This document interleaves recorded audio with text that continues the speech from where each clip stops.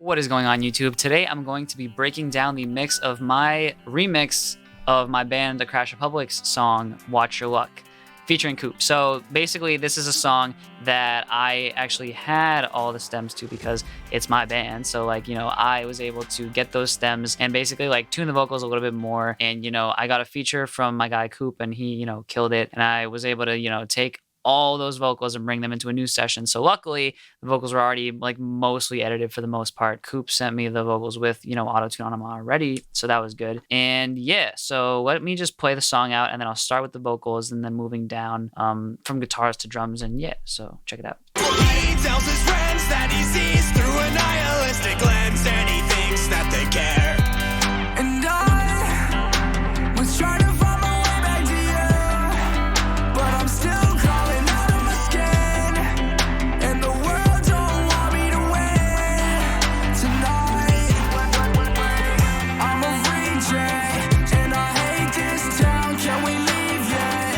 And you're blind from the love, can you see it? And it's a sign from above, can you reach it?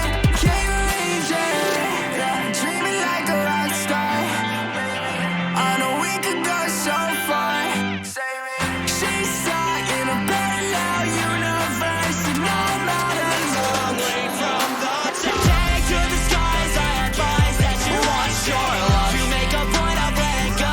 Try your best to hold it. Take to the skies, I advise that you watch your luck. You make a point of letting go. Away from the top.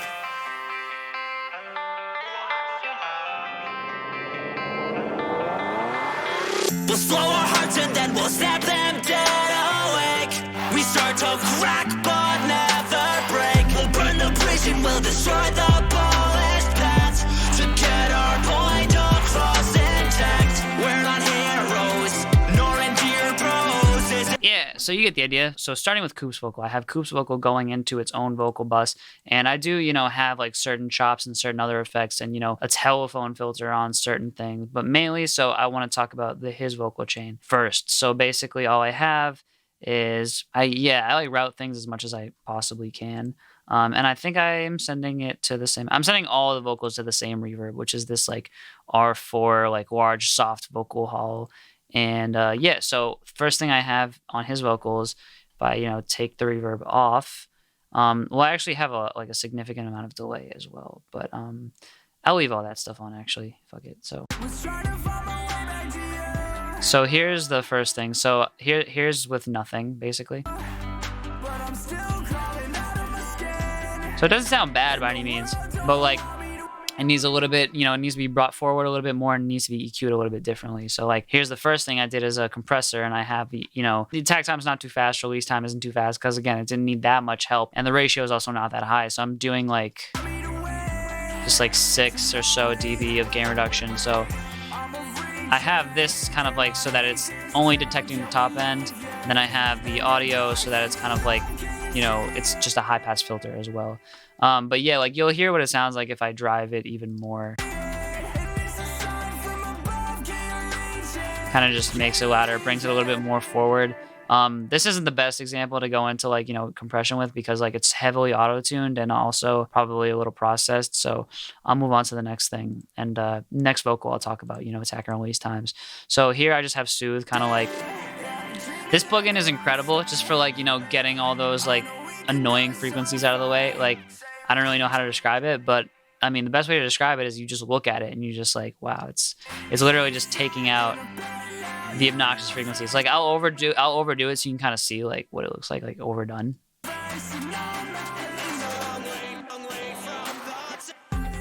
Kind of just like kills it completely.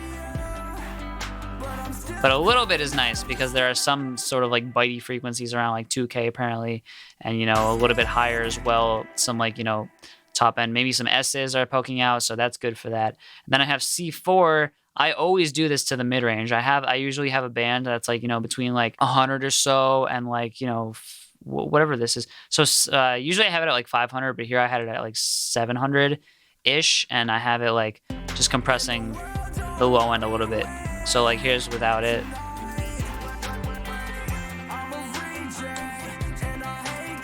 This is key. This is like the trick. This is what they don't tell you. Like, this is what they don't teach you, I feel like, in recording school, is like this evens out the mid-range. Vocals have very inconsistent mid-range, depending on a bunch of things, you know, the mic you record with, the nature of your voice, but the mid-range is very inconsistent. So if you have this to kind of like even that mid-range out a little bit, it comes out a lot smoother. So that's what I have there. And then I just have like, you know, I'm compressing the top end because I think his S's and his consonants might have been a little attacky or out of control. And then I have this API 550A, just adding some 10K, adding some 5K. So I'll crank them so you can hear them. So just a little bit of that, a little bit of that, just for a little bit of. The 5K is for his vocal to cut through a little bit more. The 10K is to give a little bit of like top end to his vocal. So that's what I had there. And then I have an SSL channel doing some more EQ, I think.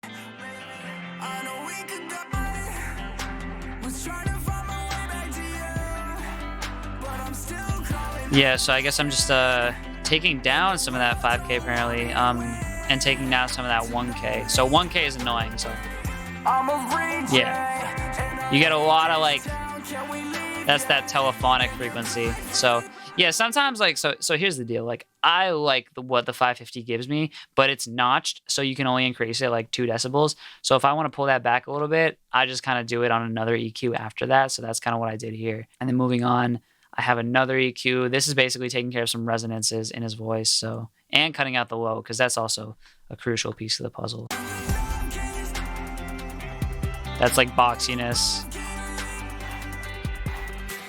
That's just like, you know, telephonic weirdness. It's also like bitiness, I guess. And then these are all just like that, like this brittleness. Yeah, you gotta watch out for these like you know, 8K to 11K. It's nice, right, under the right circumstances, but you know, it's funny how we have like words for things that are good but also bad. Like, you know, mud and warmth are like technically the same thing. Do you really think about it? So like, you know, shine and brittleness are kind of the same thing in this case. So that's kind of like the deal. Like you get shine out of 10K, but you also get like brittleness out of it. So that's the interesting thing. But yeah, here in this case, I kind of just like, you know, took some of that brittleness down. And then I have a Pultec EQ adding, this Pultec probably just wanted to add character to it. I kind of just throw this EQ on stuff sometimes because like it actually, this EQ just adds a sound to it. Like, you know, a good sound, like an analog sound. Oh, I attenuated 10K. Interesting. That makes sense actually. Here's without it.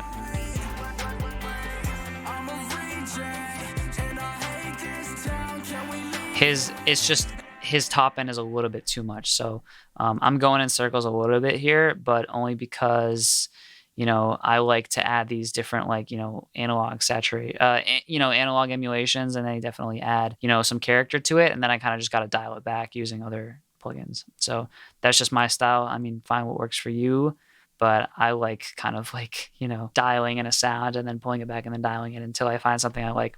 And then this is just the filter. I have the filter automated on and off, like in certain sections. Like for example, over here, I think I have it.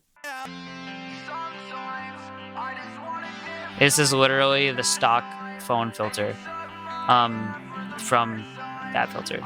So I just automate that on and off.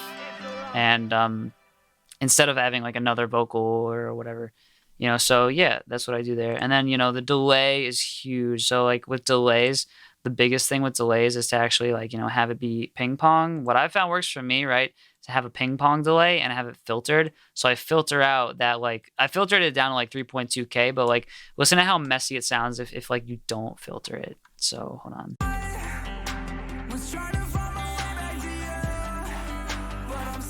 You know what I mean?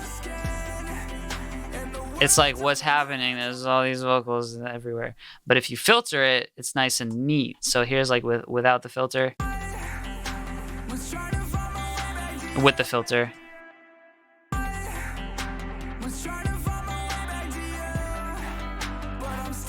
It's just, it's in there. You know what I mean? Like it's there, but it's like definitely just a delay and it's in the pocket. So filter your delays. Trust me on this one.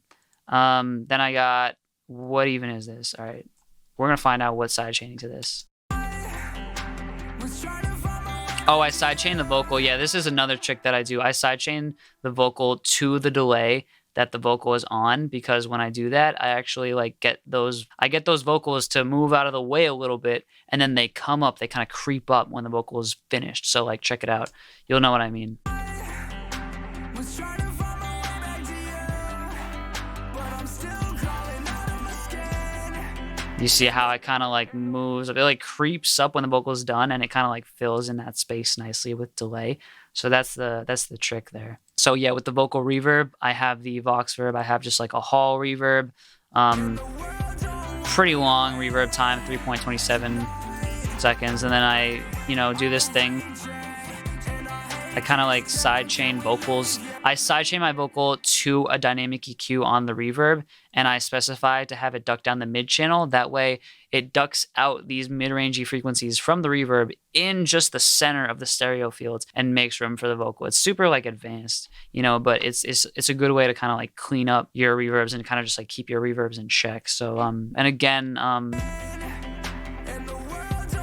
think I sidechained the vocal to the reverb as well, which is something I normally don't do. Normally I actually sidechain the kick to the vocal reverb, but in this case it looks like I sidechained the vocal to the reverb as well. So yeah. Okay, moving on to the other vocals. I'm gonna go through this other vocal chain real quick. So I have Andrew's vocals here.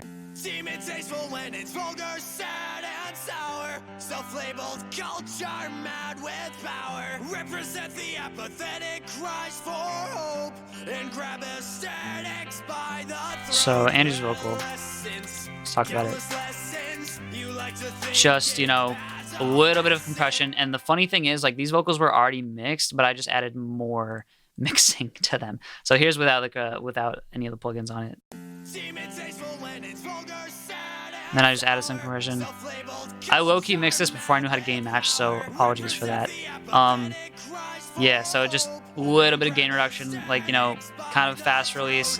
Fast release is key with aggressive vocals or fast vocals. Or I don't know, I'm a huge fan of fast release because it kind of tucks the vocal in a little bit more. The attack time is not that fast because it's allowing that vocal and the consonants, like, specifically to poke through a little bit. And then after that, I got my next level of compression. So basically I have the distressor only turned on in certain sections because I felt like it was too much compression in the verse.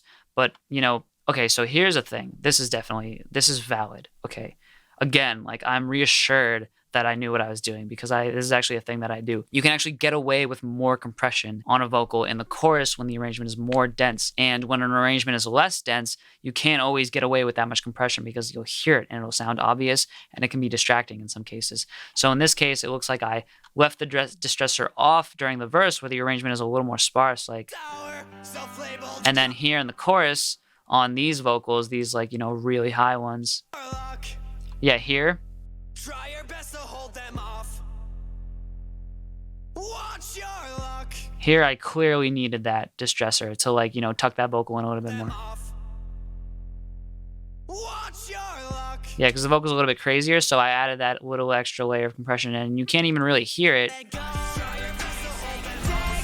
But it's compressing kind of a lot. So that's a thing that I do, is automating that compression in just kind of on the hooks or the sections that really need it. And then it looks like I added another Pultic in just to kind of boost 8K a little bit, which is very classic. This is 8K on this is the move. You gotta try it.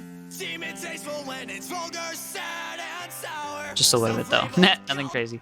Yeah, and then let's talk about my vocal a little bit. So in my vocal, I have my vocal basically just auto-tune, heavy auto-tune here. Just de-esser, because you got to do it. And then, let me see. Got my heavy auto-tune. And then I got my, this is it. Right here, this right here, trash. It's, it's adding a little bit to that, it's adding hella distortion here. It's like multiband. And then it's also compressing it a lot. So yeah, that's, and like I have the mix down pretty low, so here's, yeah, so that's nice. This like crunchy grunge, I guess, really helps with that. So yeah, shout out Isotope and Trash too. Gotta love it. And then we got Soothe too. So this is obviously just helping kind of tame some of that distortion. We'll slow our hearts and then we'll snap them down. Let me turn the gain plugin on, because that's my bad. We'll slow our hearts and then we'll snap them Yeah, so Soothe is basically just like adding... So Soothe is basically just adding more, you know, it's not adding anything actually. It's sort of just taming this little, you know, amount of like, you know,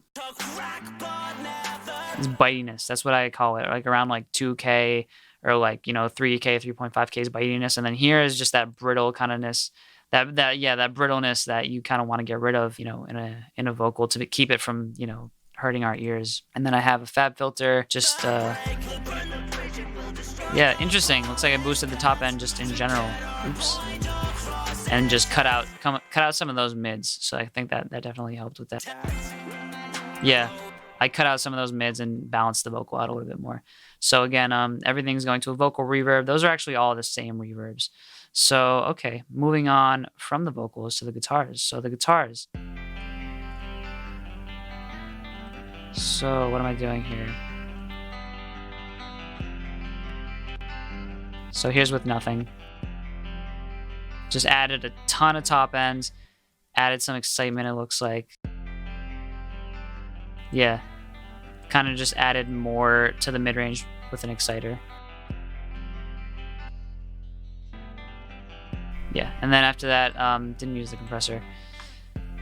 And then after that, this to kind of just like even it out slightly. I used a preset, to be honest, clean guitar, so it looks like the attack isn't too fast. The release is kind of fast though. And this kind of like, you know, evens out the notes. You can kind of see that compressor is just working to like even out these notes a little bit. So, and after that, it's like I could put a gain plugin on to like gain match it, because again, this is probably before I knew what I was doing when it came to gain matching. And then this API is doing a lot here.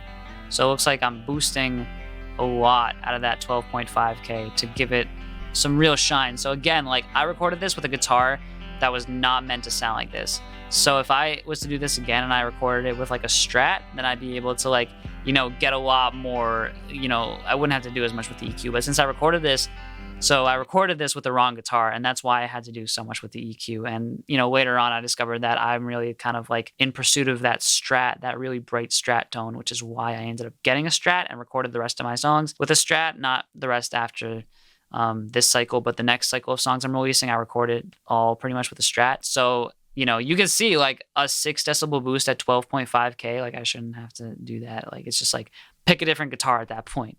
But here it's like, here's without it. Here's with it. Just adds that brightness in that I wanted, you know what I mean? And then added a little bit of 300 to give it a little more body as well, a little more shape. And then this virtual tape machine just adds more body to it. So yeah, obviously I'm not gonna distort it, but yeah. And then this Pultec, just adding a little bit of 200 in. So guitars are a mid-range instrument, and with guitars, you want to prioritize that mid-range and make sure that that mid-range is heard. So that's kind of like, you know, that was my thoughts behind boosting the mid-range on all these things. And then I even it out after the fact, it looks like, with this. So evening out the mid-range is also crucial. You want to boost your mid-range, but you want your mid-range to also be evened out. And so the multiband compression is how I do that, is I kind of just like even out these frequencies and make them consistent so nothing's poking out a little bit too much. So after that, I have this EQ and this EQ again. We're kind of, let me see if I can, oh, wait, how do I, you know what, I'm not gonna do that. But yeah, like boosting 160 hertz with this air EQ is actually like the sauce. And that's how you get some really nice, like, you know, 160 mid-range. So that's kind of like, that's a secret trick, is like if you have this EQ, boost 160 and you'll be happy with the warmth that you get out of it. So here's without it. Here's with it. It's a little subtle, but it's there. So yeah, and then I have my lead guitar. I have like a lead guitar, pretty much doing the same thing, but I think that I have my lead guitar doing like, so I have a delay, like a really crazy guitar delay. I kind of covered this in the production video, but it's just a ping pong delay. And then I have a guitar verb that's basically just like, you know, a rich guitar hull And my electric guitars get their own reverb, I think. Yeah, so my lead guitars, though, kind of just like, evening out this guitar with an LA2A. And then, I add Soothe on. So Soothe is doing a whole lot here, and I think I probably could have recorded this with a better guitar suited for this, but here's without the Soothe.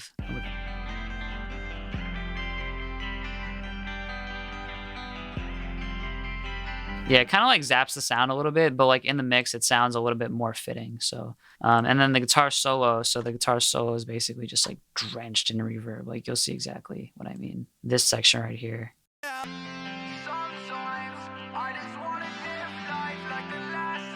Yeah, just like super, super reverby. But yeah, there's just like a ton of reverb, and I actually automate the reverb up to give it a little bit more reverb. You can see, so that I kind of like it like disappears into the mix. It's like, no, I don't know. So that's kind of what I did there, is I automate my effects. Huge thing of what I do. And then I have my electric guitars here that are basically just like, I kind of like walked through these in the other video, but this is what they sound like. Oops. So these are just being compressed probably. Yeah, I added a transient shaper to these. So I wanted to kind of like bring out the attack a little bit, bring down the sustains. So here's without it. Here's with it. They have a little bit more attack, a little more definition to them. So that's what I wanted out of that. And then here I have a little bit of compression, with a, not that fast of an attack, because I do want those transients to come through, but those notes are really uneven. So that's why I added that compressor, and is to be able to like, actually like even out those notes a little bit more. Here's without it.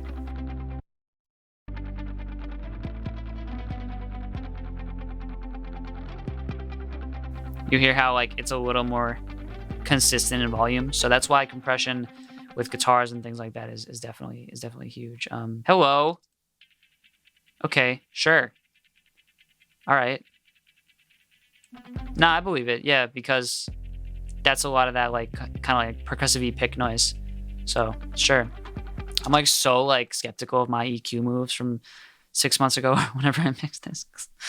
I'm like, all right, sir. Let's see. All right, anyway.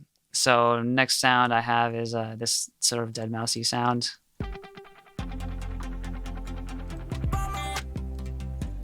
So OTT with this is it. OTT is the GOAT when it comes to like these sort of synth sounds, because without it, it's cool, right? It sounds good, but with it, oh my god, night and day. OTT on Serum synth sounds. All you gotta do is just tweak this depth a little bit. You don't want to go too crazy, because it just makes it ridiculous. But like, yeah, like literally like anywhere between like 10 and 30%, or even like 3% and 30%. Like I've used this on vocal buses and had it at 3%, and it was like just right. So I would definitely experiment with using OTT on things like vocal buses. And then here's the thing. So this thing is, I wanted to bring this thing out as much as possible. So what I did is I EQ'd out the mid-range from that in the center channels and brought it out in the sides a little bit. So low-key sounds like it's just in the center right now though. So yeah, but I'm just turning up the top end. It looks like, anyway, yeah. And I have like a send that I'm sending this sound to like a hall reverb, and that's pretty much it. And then a lot of these other sounds, like I didn't even mix like that much. So that's a big thing. Like if you're kind of like, producing in a way where you're like, you're mixing your elements as you go, because you're doing things like sound design and just like picking the right samples. And I feel like 90% of mixing is just like picking the right samples and making your sounds as close to 100% as possible from the get, like in Serum, you know what I mean? So that's kind of my philosophy. And then pads and synths. So basically like, what I have here is I have all of my pads and all my synths basically going to this bus. And on this bus, I have a compressor, and I have my kick going to this compressor so that it's side chaining. So it's like, So yeah, instead of putting like a compressor on every single thing, I just send all my shits to a bus and just sidechain them. What I did do though is I have track spacer on my guitar's bus, and I basically just have my vocal going to the track spacer on the guitar bus. So here's with it. So yeah, I have track spacer on my guitar bus. Same thing with the guitars, is I actually have like this compressor on the guitar bus, and it's like, so the kick drum is going to this compressor on the guitar bus and sidechaining. I'm basically sidechaining the kick to the guitars. And then I also have my vocal. I have track spacer, which is basically a plugin that just kind of like reacts to the signal that you specify with the sidechain, and basically like sends it to that signal, you know, sends the signal to track spacer and ducks down the frequencies where it senses that it's conflicting. So here's what that looks like.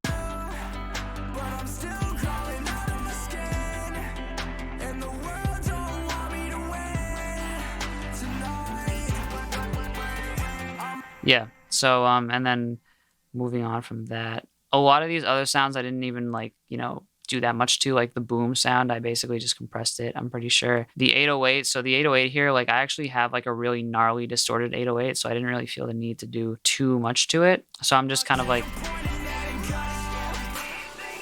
so when you have like, you know, a compressor on your 808s, the goal is kind of to like bring those tails out. So what I do is I kind of just like you can see it.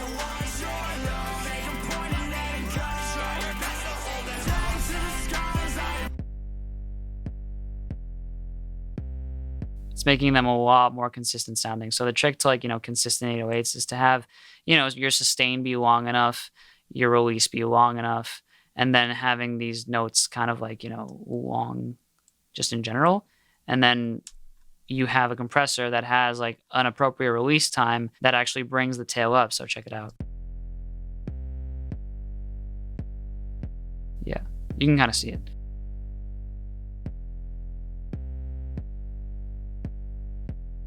And the attack is a little bit slow to kind of let that punch through a little bit. So yeah, after that I kind of just did a Pultec, brought up 3K just a little bit, just to bring out that distortion a little bit. Attenuated 60 because I have some 60 hertz happening in the kick. So I'm just gonna bring that down a little bit in the 808. And then I have, you know, I'm sidechaining, hold up. So I'm sidechaining the kick to it. Sidechaining kind of a lot because the arrangement's thick, and so I really wanted the kick to poke through, so I'm sidechaining kind of a lot there. And another thing that I do is that I sidechain my kick to Soothe on the 808 bus. So it kind of like ducks those sub-frequencies down. That's a really cool trick. And then after that, I have my kick drum. So with my kick drum, so yeah, I just use neutron. So first thing I do is I just compress the low end to keep the low end from being like too woofy, I guess, you know, with a kind of slow attack time just to let the punch through.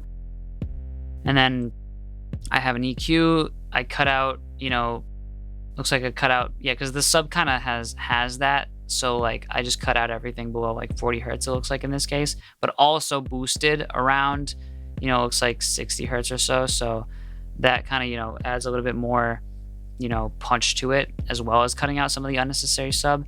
And then it looks like I just like boosted this a little bit, probably for some punch or some click or something. And then I use a transient shaper to bring down the sustain a little bit because I just want my kick to like be punchy and punch through without having like a woofy, like flubby sustain. So that's what I did there. After that, I use smack attack to, you know, really bring out the transients a lot. So you can kind of hear it, yeah.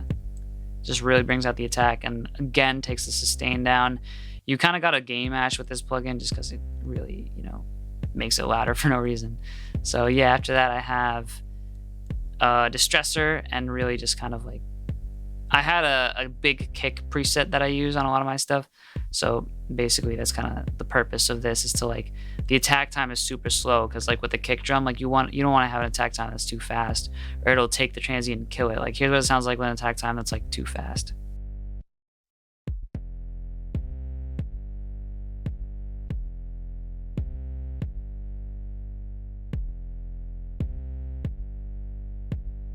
Here You hear how like with the slower attack time, that transient punches through and it has like more body to it just overall because of that.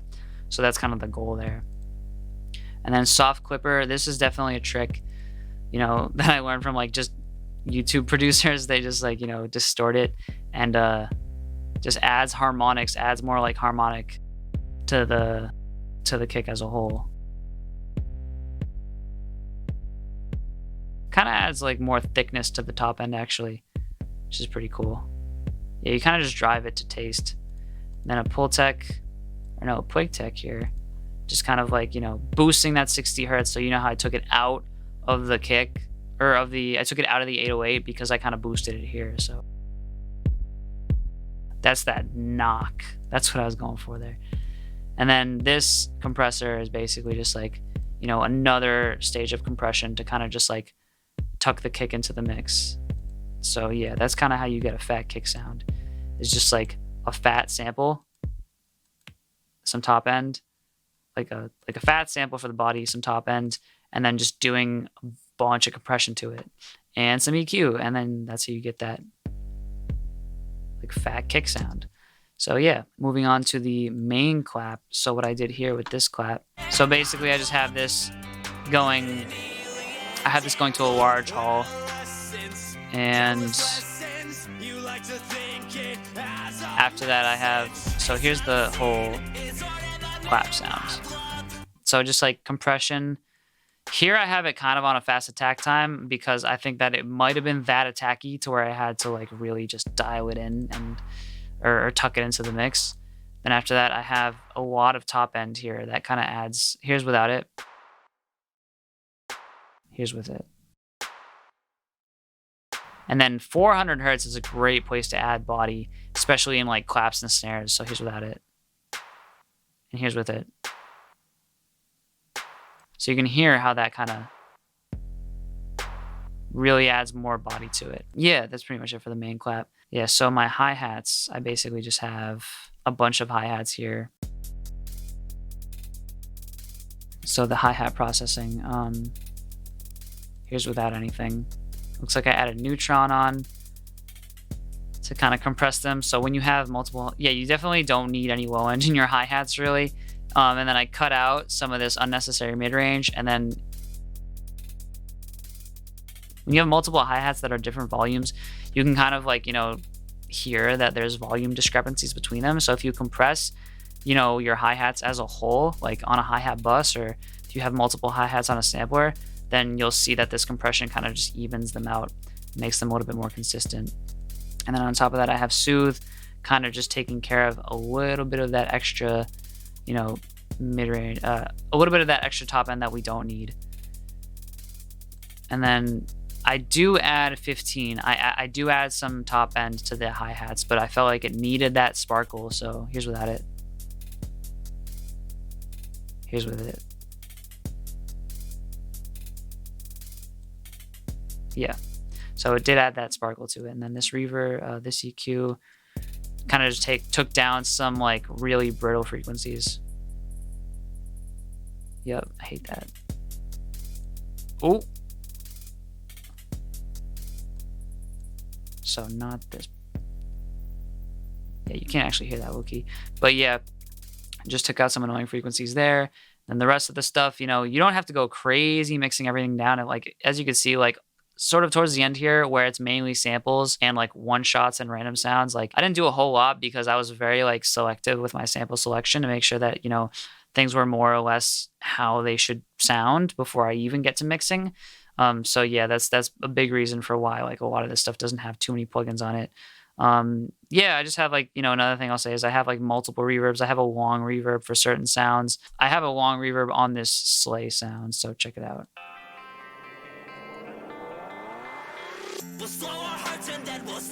Yeah, like that's the only time I'd have a reverb that's like, you know, 7 seconds long is like when there's like,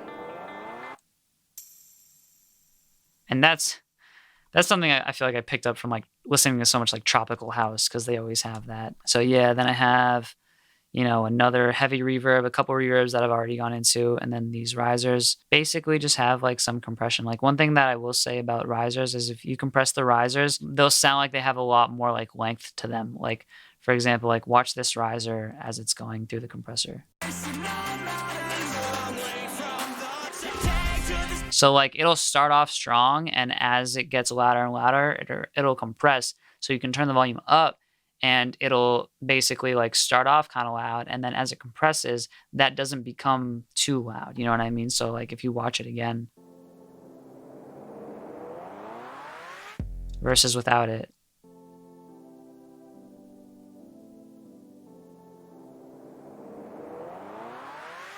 You know, it just kind of is too loud. So that's kind of the thing with like compressors. That goes for reverse cymbals. Anything that has like a slope to it is good for that. Yeah. Same thing goes for everything else. A lot of this other stuff. And then, yeah, that's pretty much it for the mix. I think I've covered everything at this point. Anyway, I hope this was helpful. I hope that, you know, I was able to shed light on, you know, how I mix certain things, how I get things to sound clean, how I get things to sound kind of like in the mix and fit and not be like too harsh, too boomy, too mid-rangey, whatever it may be. And, you know, make these things all fit together cohesively. So I'm happy to answer any questions if anyone has any questions, or if you'd like to see more of anything else in other videos or anything along those lines, just let me know. And please, of course, check out the song and listen to it, because it's a big part of the reason why, you know, I make these videos, is to kind of like, you know, show how I make music, but also, you know, to hopefully lead people towards my music as well, because like, you know, I just love making music and I love sharing it with people. And this remix was a lot of fun, and I really am just so happy with how it turned out. So please check it out and like, comment, subscribe. I will see you on the next one.